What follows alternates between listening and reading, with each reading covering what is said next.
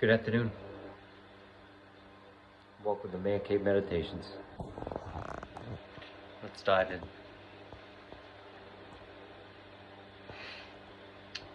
So, as we are now, almost 2 months into this current administration, month and a half, might as well be a decade. The chaos, the strife, the unease, the intelligent American who's following this in any way, it must be affecting their physical health.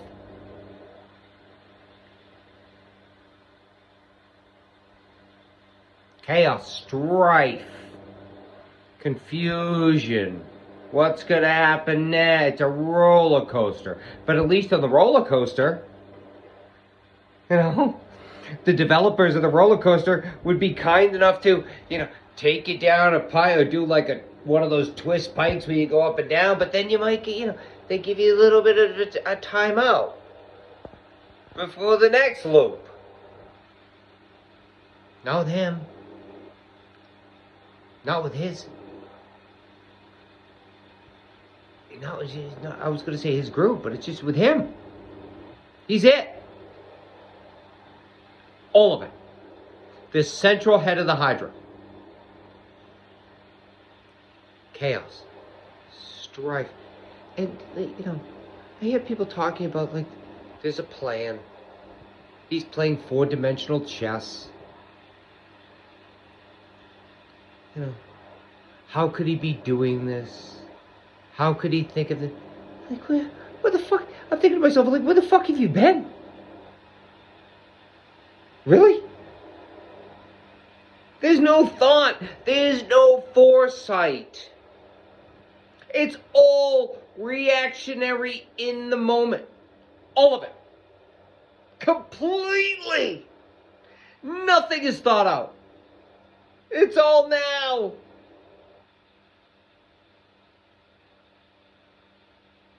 That's it. Like a 4-year-old reacting to things.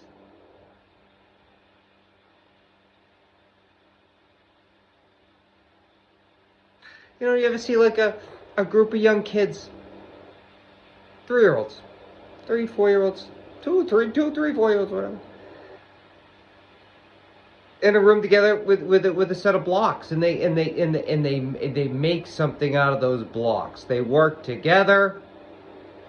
They could have met. They could have known each other for life, or they could have met each other 5 minutes ago. It doesn't matter. They work together and they build a structure. Say 3, 4 of them. They're building it. They know what they want to do and they're doing it. And then in walks this kid. He doesn't want anything to do with the group. He just sees what they're making and he wants to. He probably doesn't even raise his hand to knock it down. He just walks right through it. What the fuck are you going to do about it? Well,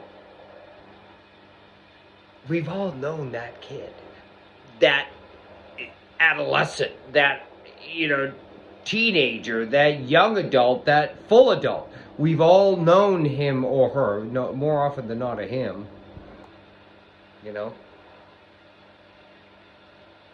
safe to say. And we've all known it, and he's it. There's no thought. There's no foresight. It's all, I feel, all spur of the moment. All completely reactionary from the subconscious. Just, I want to burn it down because I feel empty within.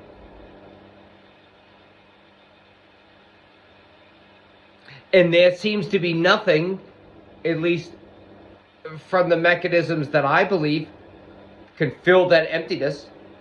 People kissing my ass, getting more wealth, more power, all that stuff. Nothing fills it.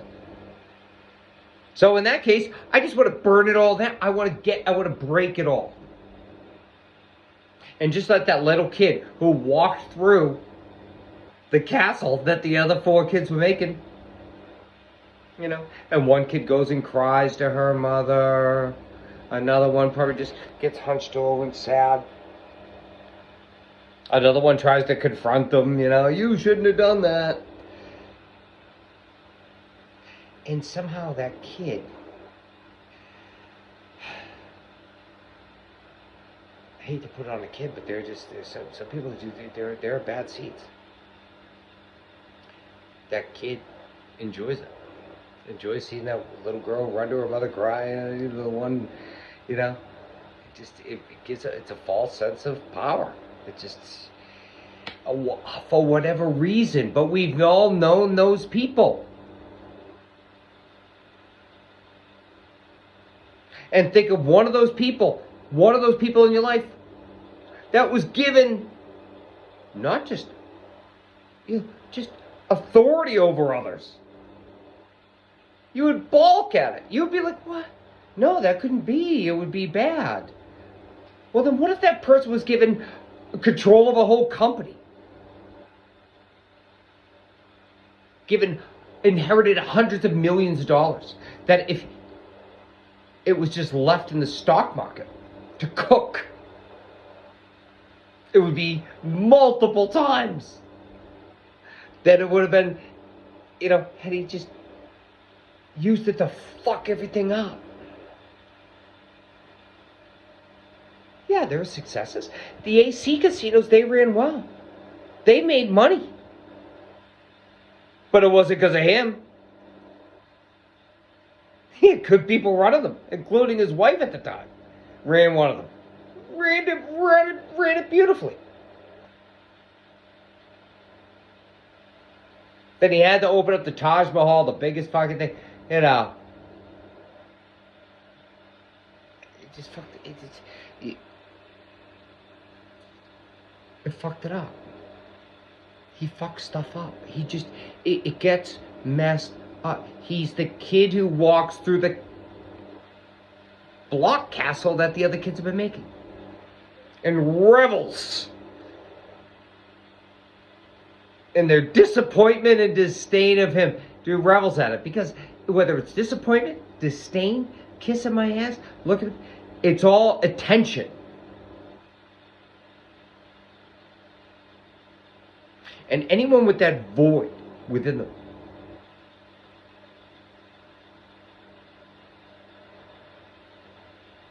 who has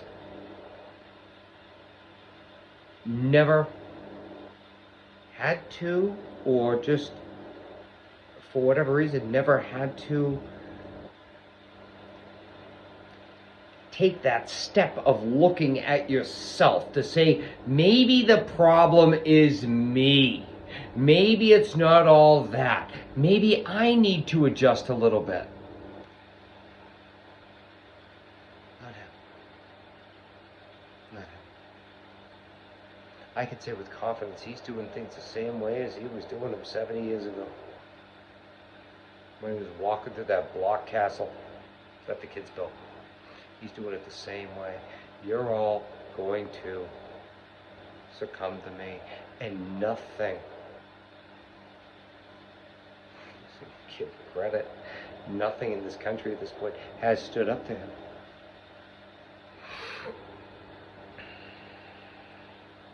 And I had a past video about a couple months ago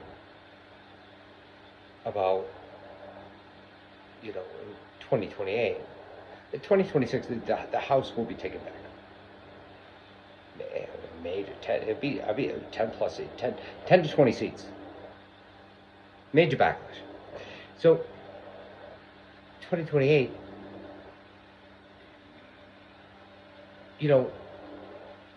the Democratic Party, because this isn't a time for a Ross Perot.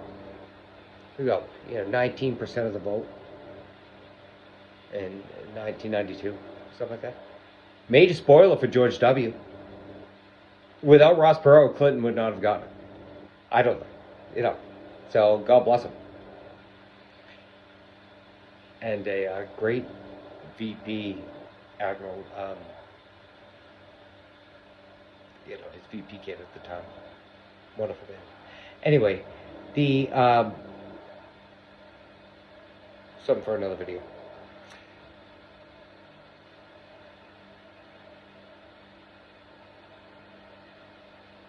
The fact is that, we have to, again, the fear is that the Democrats are going to just reach in their own bag. Even if Trump doesn't run again, say he tries to run again, say if Congress, something is passed where he's or he just tries to do it anyway. The Russians, everybody in the world, the nefarious actors helping them, all the social media, the voter purges in red state, all that happens, and maybe he squeaks by again. Who's going to defy him in the Congress?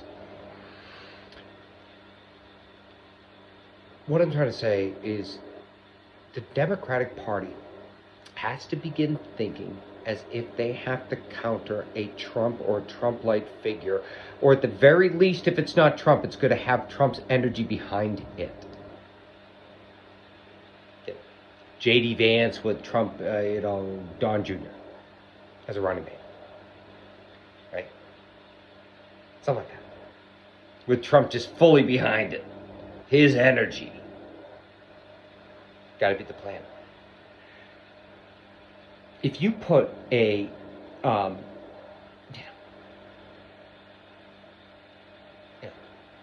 think Newsom would have a shot. But they're going to come against the whole California thing. I don't, Chris Murphy, the AOC, there are candidates, but I don't think they will be allowed to rise up.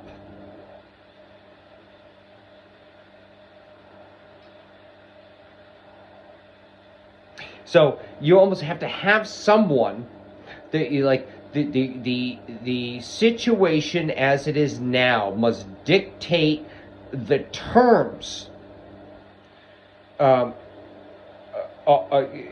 which the next candidate, the next potential contestant against Trump will be.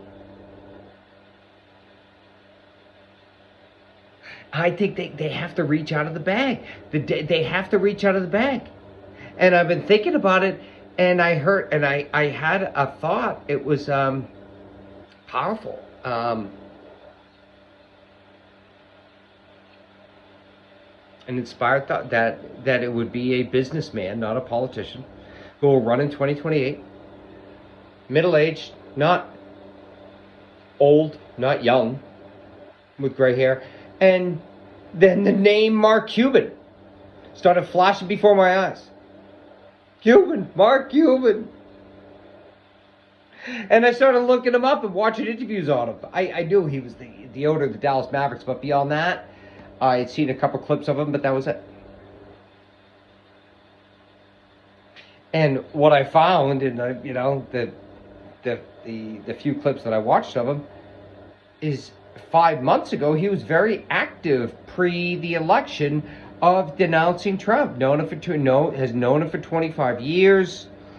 Gone and get, really, was against the tariff policy, said he didn't trust the guy. A lot of, look it up for yourself. I can tell you everything. But, yes, a billionaire.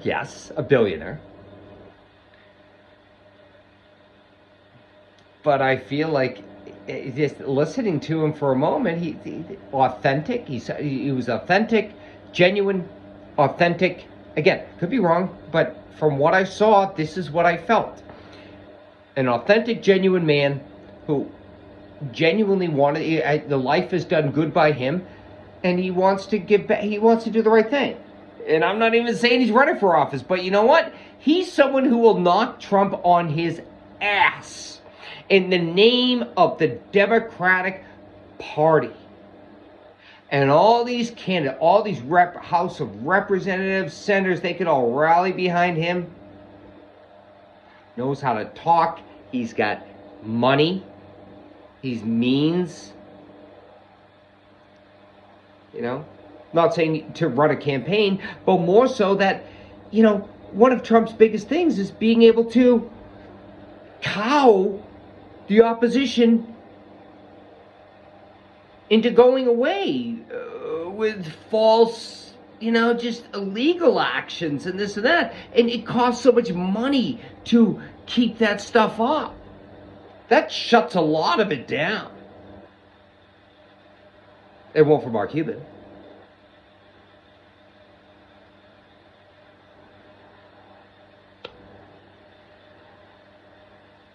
And he'll surround himself with good people. He'll repair relationships.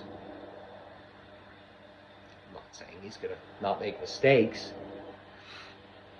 But again, that's what surrounding yourself with good people mitigates against. Which is everything that Trump doesn't want to do. He wants imbeciles that will not go against his every whim. And that's what we have right now. See what we have? Looking good? Yes and no. Because I'm telling you right now, I'm fairly in touch with the collective, and it feels ill right now. Not just in this country, everywhere. Ill. It's a sickness. It's a pestilence. And it will be brought down. And I'm not saying that that's the person that will bring it down, but that's something I wanted to share with everyone. That's what came. That's what came. So do with it what you will. And until next time, lots of love and God bless.